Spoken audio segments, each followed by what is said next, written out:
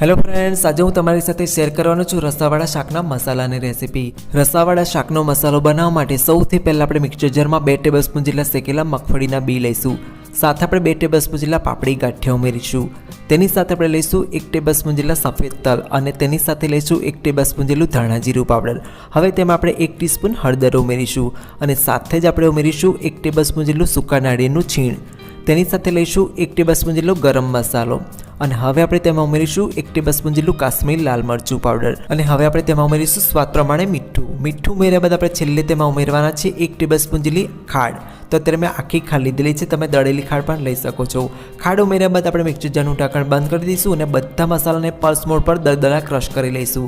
તો તમે જોઈ શકો છો પલ્સ મોડ પર મેં બધા મસાલાને આ રીતે દરદરા ક્રશ કર્યા છે। તેનું આ રીતનું દરદરું ટેક્સચર આવે એ રીતે આપણે તેને ક્રશ કરી લેવાના છે।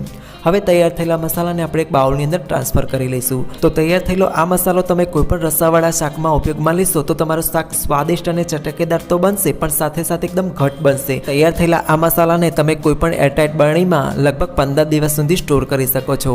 આઈ હોપ કે તમને મારી આજની રેસીપી પસંદ આવી છે। જો રેસીપી પસંદ આવી તો પ્લીઝ આને લાઇક આપી તમારા ફેમિલી ફ્રેન્ડ સાથે ચોક્કસ શેર કરજો। Thanks for watching this video.